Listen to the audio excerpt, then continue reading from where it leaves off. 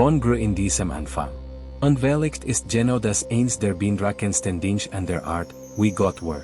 Denn das, was Menschen wundern wurde, begann in absoluter Stil. Johannes wuchs fern von den wichtigen religiösen Zentren auf. Fern von den Palsten. Fern vom politischen Einfluss. Und weil nach Anerkennung vor den Menschen suchten, bereitete Gott diesen Jungen im Verborgenen vor. Und das offenbart etwas Tiefs. Die göttlichen Berufungen beginnen nicht immer an großartigen Orten. Manchmal beginnen sie in der Wüste. Denn die Wüste bewirkt etwas, das nur wenige Orte bewirken können. Sie entfernt Ablenkungen. Entfernt Stolz. Entfernt menschliche Abhängigkeit. Und sie bereitet jemanden darauf vor, nur eine Stimme zu hören. Die Stimme Gottes. Johannes wuchs auf mit Geschichten über das Wunder seiner eigenen Geburt. Über den Tag, an dem der Himmel das Schweigen im Tempel unterbrochen hat. Über die Währung, die seit seinem ersten Atemzug mit seinem Leben verbunden war. Aber trotzdem musste eine persönliche Entscheidung treffen. Denn niemand lebt nur von der geistlichen Erfahrung seiner Eltern. Irgendwann muss der Glaube persönlich werden. Und Johannes nahm diesen Ruf intensiv an. Radikal. Vollständig. Während Israel weiterhin an einem religiösen Wehren festing, riefte in der Wüste etwas heran. Ein Stimme, ein Botschaft, ein Mann, vorbereitet, eine ganze Generation zu konfrontieren. Und das Faszinierendste. Fast niemand wusste das bis dahin. Denn der Junge, der als Wunder geboren wurde heranwachsen, das größte Ereignis der Menschheitsgeschichte anzukündigen. Doch bevor das Volk verstehen konnte, wo Johannes wirklich war, musste erscheinen. Und wenn das geschehen wurde, wurden sein Worte ganz Jerusalem erschüttert. Und vielleicht ist genau das der Grund, warum diese Geschichte bis heute so kraftvoll ist. Denn die Geburt von Johannes dem Täufer handelte nicht nur davon, dass ein Ehepaar ein unglückliches Kind bekam. Sie handelte davon, dass Gott siegte, das Schweigen niemals Abwesenheit bedeutete. Jahrelang glaubten Zacharias und Elisabeth, sie seien Virgin worden. Die Gebetszenen ambientworte. Die Zeitschenjonen zu haben. Die Hoffnungschen sumde geworden zu sein, weiter zu machen. Doch wenn sie nur Vergerung sehen, bereitet Gott Bestimmung vor. Denn der Himmel hatte diesen stillen Skimmers nicht ignoriert. Baut nur etwas Größeres, als sie sich vorstellen konnten. Und das wundert willig die Sicht auf die eigenen Seiten des Wartens. Denn manchmal ist das, was wir Vergerung asse. Vorbereitung. Manchmal ist Gottes Schweigen keine Ablehnung. Es ist ein sichtbarer Aufbau. Johannes wurde geboren, den Weg Jesus Christus vorzubereiten. Das war seine Mission. Sein Stimme wurde durch die Wüste hallen und Menschen zur Umkehr rufen. Seine Bestimmung wurde Raum schaffen das Kommen des Messias. Aber alles begann vorher. Lang vorher. Es begann mit einem Ehepaar, das müde geworden war vom Warten. Es begann mit einem alten Gebet, das Vergessen schien. Es begann in einem stillen Tempel. Und vielleicht ist genau deshalb diese Geschichte bis heute so viele Menschen bewegen. Denn sie erinnert an etwas, das die Angst Menschen vergessen lassen will. Gott wird noch immer im Verborgenen. Verwandelt noch immer Englischkeiten in Bestimmung. Lässt noch immer Hoffnung entstehen, wo alles bereits beendet schien. Wenn diese Geschichte dich gebärt hat, dann schreibe hier in die Kommentare. Gott bringt noch immer Wunder. Und wenn dies Botschaft den Herrsbert hat, teil sie mit jemandem, der daran erinnert werden muss, dass selbst die längsten Seiten des Schweigens, die ewerjonlichsten Anfangsverbergen können, dakila. Hindi sa harapan ng mga tao. Hindi sa harapan ng mga hari. Sa harapan ng mismong Diyos. At sa sandaling yon, may nagsimulang magbago sa loob ni Zacarias. Dahil hindi na iyon tila isang personal na tugon lamang. Tila bahagi yon ng isang bagay na higit na mas malaki. Nagsalita ang anghel tungkol sa layunin, tungkol sa pagtatalaga, tungkol sa isang taong maghahanda sa bayan para sa isang pagkilos na darating pa lamang. At pagkatapos ay dumating ang pinakanakabibighaning pahayag sa lahat. Siya ay mauna sa Panginoon upang ihanda ang daan. Ihanda ang daan para kanino? Muling bumilis ang tibok ng puso ni Zacarias. Dahil sa unang pagkakataon matapos ang napakahabang panahon, tila muling humihinga sa harapan niya ang matatandang propesya. Ngunit may isang problema. Isang detalyeng imposibleng baliwalain. Dahil kahit naririnig niya ang lahat ng iyon, may isang tanong na nagsimulang lumaki sa loob niya. At ipinakita ng tanong na iyon ang isang bagay na napakataw. Kahit ang mga taong may pananampalataya, Minsan ay nahihirapang maniwala kapag sa wakas ay sumagot ang Diyos. Sa labas, naghihintay ang mga tao. Mas matagal kaysa karaniwan ang pagdaan ng oras. Nagsimulang magtagpo ang mga tingin sa katahimikan. Dahil tila may mali. Ang ritual sa loob ng templo ay karaniwang sumusunod sa isang kilala, mabilis at mahuhulaang padron. Ngunit sa araw na iyon, tila tumigil ang oras doon sa loob. At nang sa wakas ay lumabas si Zacarias, agad napansin ng lahat na may nangyari. Iba ang kanyang mukha. Takot. Lobhang na balisa. Sinubukan niyang magsalita. Sinubukan niyang magpaliwanag. Ngunit walang salitang lumabas. Mga magulong kilos lamang. Mga putol-putol na ekspresyon. Katahimikan. At sa sandaling yon, naunawaan ng lahat ang isang bagay. May nakita si Zacarias na supernatural sa templo. Ngunit walang sinuman ang nakakaalam kung ano yon. At marahil kahit siya mismo ay hindi yon kayang ipaliwanag ng lubusan. Dahil paano mo ilalagay sa mga salita ang isang pagtatagpong sumira sa mga taon ng tahimik na sakit sa loob lamang ng ilang segundo? Paano mo ipaliliwanag na pinili ng Diyos na magsalita sa mismong sandaling tila nakabaon na ang pag-asa? Ang problema ay hindi pa nakikita ang pangako. Walang nagbago sa panlabas. Matanda pa rin si Isabel. Pareho pa rin ang realidad. At lalo lamang nitong pinahirap ang lahat. Dahil may yugto ang himala kung saan ang pangako lamang ang umiral, ngunit wala pang kahit anong ebidensya ang lumilitaw. At marahil John ang isa sa mga pinakadi-komportableng yugto ng pananampalataya. Umuwi si Zacarias na may dalang dalawang bagay ng sabay, isang imposibleng pangako at isang katahimikang imposibleng baliwalain. Walang boses, walang paliwanag, hindi kayang ikuwento ng eksakto ang nangyari. At marahil sa unang pagkakataon sa napakaraming taon, napilitan siyang harapin ang isang bagay na matagal niyang iniwasan ng malalim. Ang katotohanan patuloy pa rin kumikilos ang Diyos kahit tila wala siya. Ngunit ang pinakamalaking sorpresa ay darating pa lamang. Dahil makalipas ang ilang araw, may nagsimulang mangyari kay Isabel. Isang maliit na bagay sa simula. Halos hindi mapansin. Ngunit mabilis nitong binago ang hindi nakikitang pangakong yon, tungo sa isang realidad na imposibleng itago. Noong una, halos hindi naniwala si Isabel. At paano siya maniniwala? Pagkatapos na napakaraming taon na nabubuhay sa pagkadismaya, natututo ang puso na protektahan ang sarili kahit laban sa pag-asa. Ngunit lumipas ang mga araw at nagsimulang lumitaw ang mga palatandaan. Dahan-dahan, tahimik, hanggang sa wala ng paraan para itanggi yon. Ang impossible ay nangyayari sa loob niya. At marahil walang sinumang lubusang makaunawa sa emosyonal na bigat ng sandaling yon. Dahil hindi lamang isang anak ang tinatanggap ni Isabel.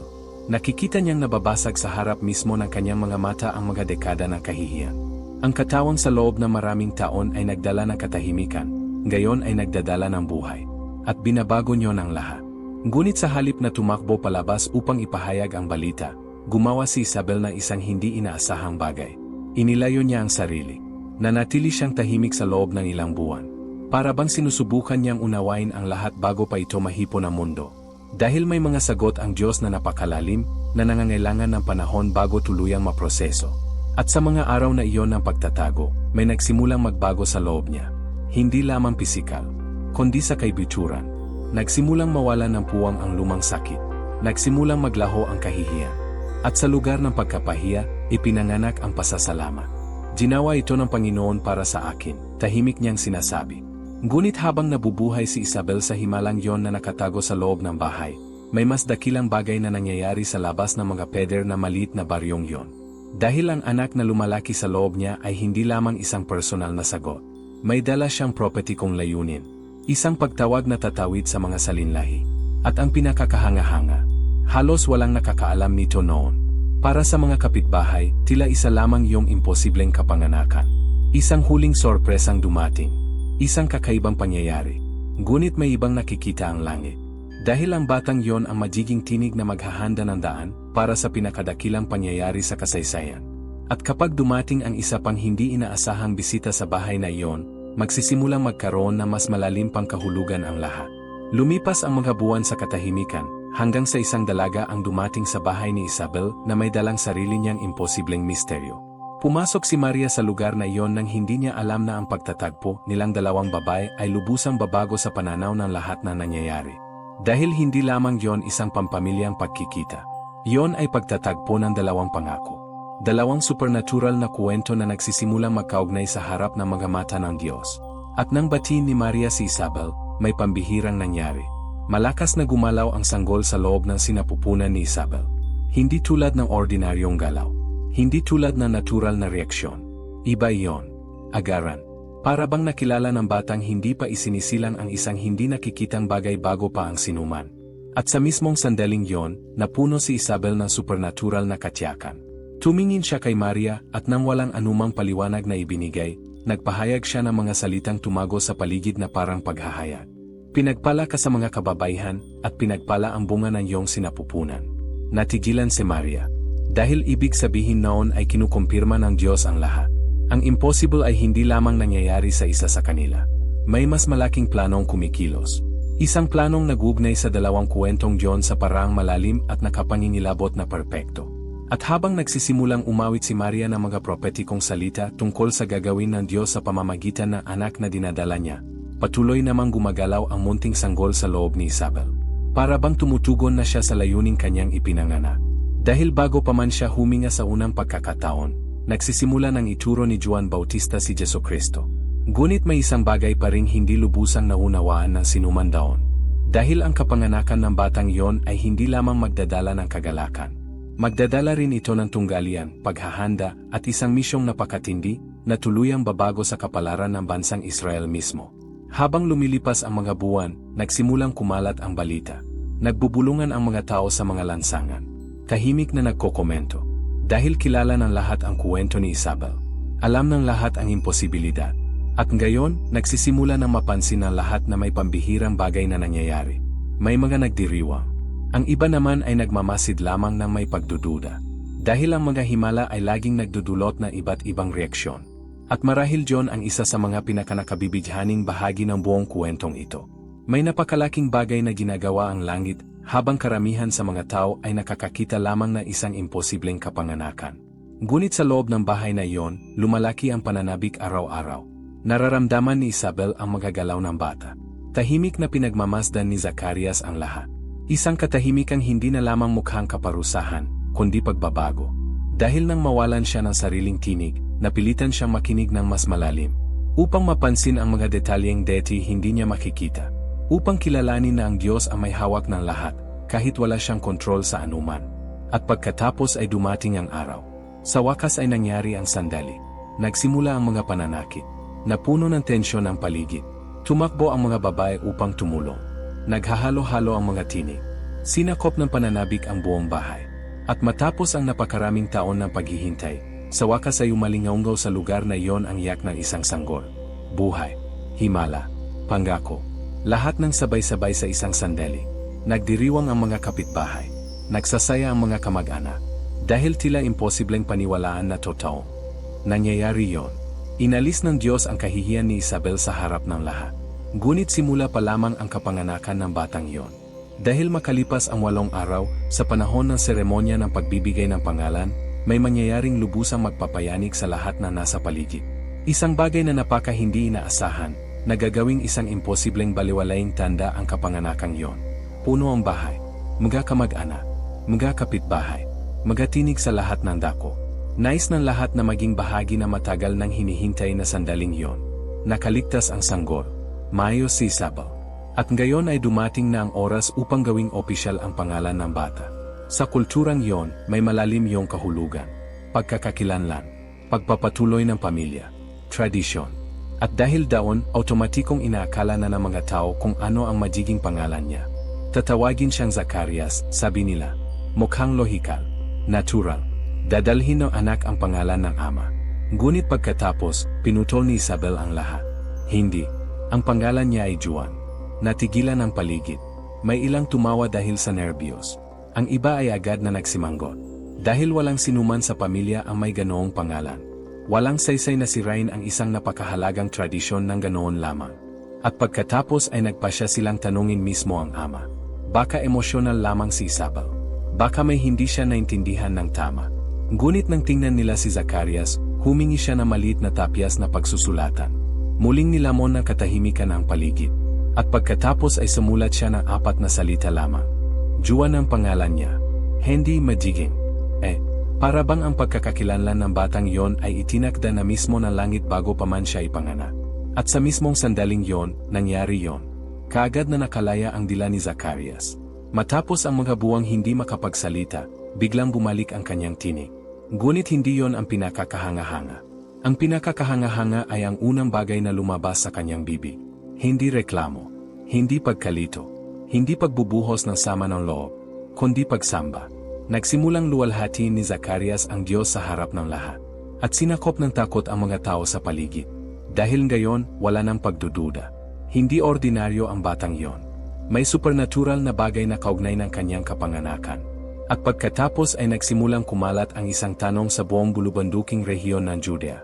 Isang simpleng tanong, ngunit lubhang nakakabagabag. Ano kaya ang magiging batang ito? Dahil nakikita ng lahat na nasa kanya ang kamay ng Diyos. Ngunit walang sinuman ang makapag-isip kung hanggang saan padadalhin ng kwentong yon. At matapos ang mga buwan ng katahimikan, nagsimulang lumabas mula kay Zacarias ang mga salita na parang agos na imposibleng pigilan.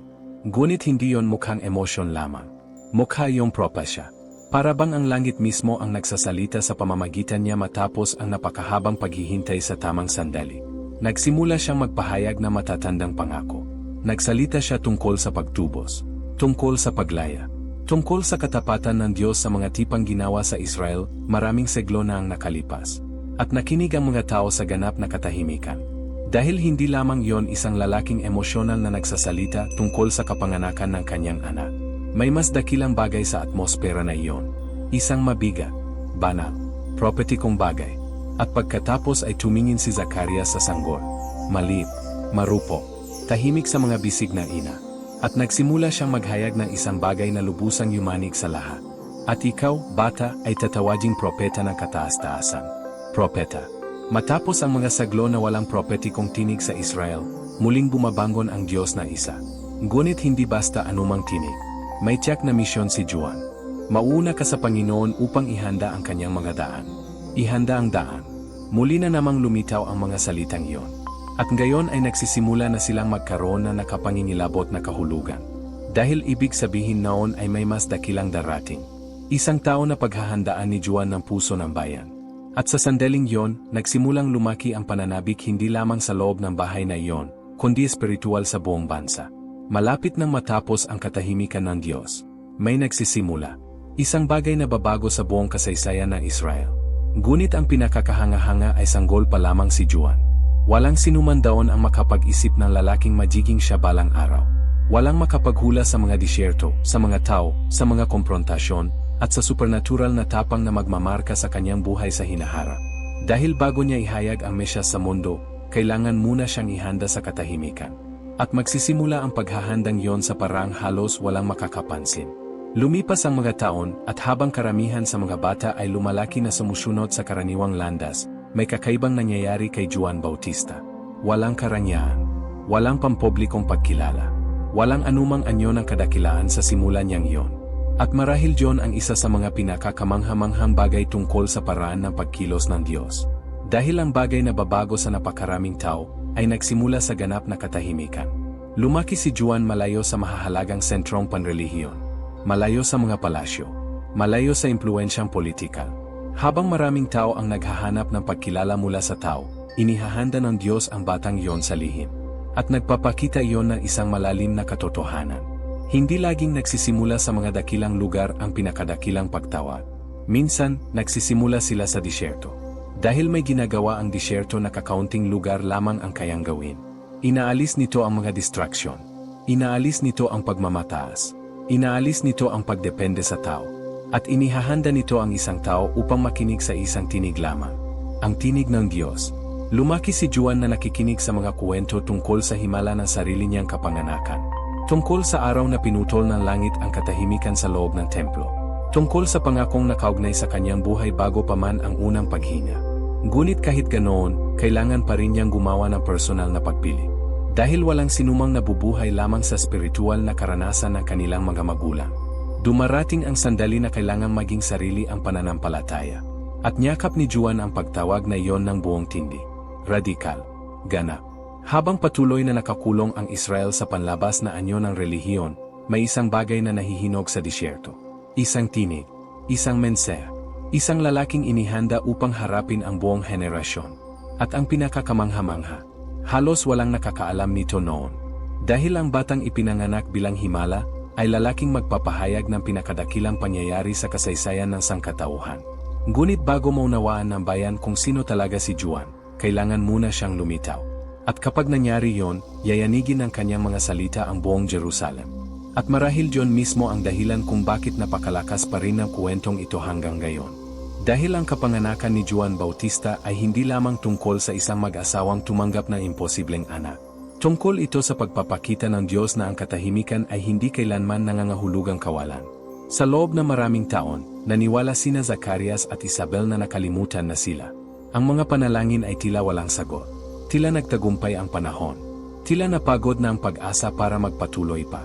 Ngunit habang nakikita nila ang pagkaantala, naghahanda naman ang Diyos ng layunin. Dahil hindi binalwala ng langit ang tahimik na sakit na iyon. Gumagawa lamang ito ng isang bagay na mas dakila kaysa sa kaya nilang isipin.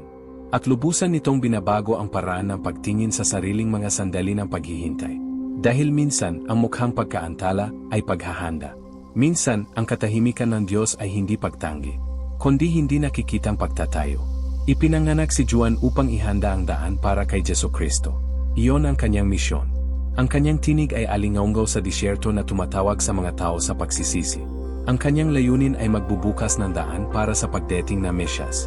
Ngunit nagsimula ang lahat bago pa iyon. Mas matagal pa. Nagsimula ito sa isang mag-asawang pagod ng maghintay. Nagsimula ito sa isang lumang panalangin tila nakalimutan na. Nagsimula ito sa isang tahimik na templo. At marahil John mismo ang dahilan kung bakit patuloy na humahawak sa napakaraming tao ang kwentong ito hanggang ngayon. Dahil ipinapaalala nito ang isang bagay na pilit pinapalimot ng takot sa tao. Patuloy pa rin kumikilos ang Diyos sa hindi nakikita. Patuloy niyang ginagawang layunin ang mga imposibilidad. Patuloy siyang nagpapasibol ng pag-asa kung saan tila tapos na ang lahat. Kung nakausap ka ng kwentong ito, isulat mo rito sa mga komento. Gumagawa pa rin ng mga himala ang Diyos. At kung hinipon na mensaheng ito ang iyong puso, ibahagi mo ito sa isang taong kailangang maalala na kahit ang pinakamahahabang katahimikan ay maaring nagtatago ng pinakapambihirang mga simula.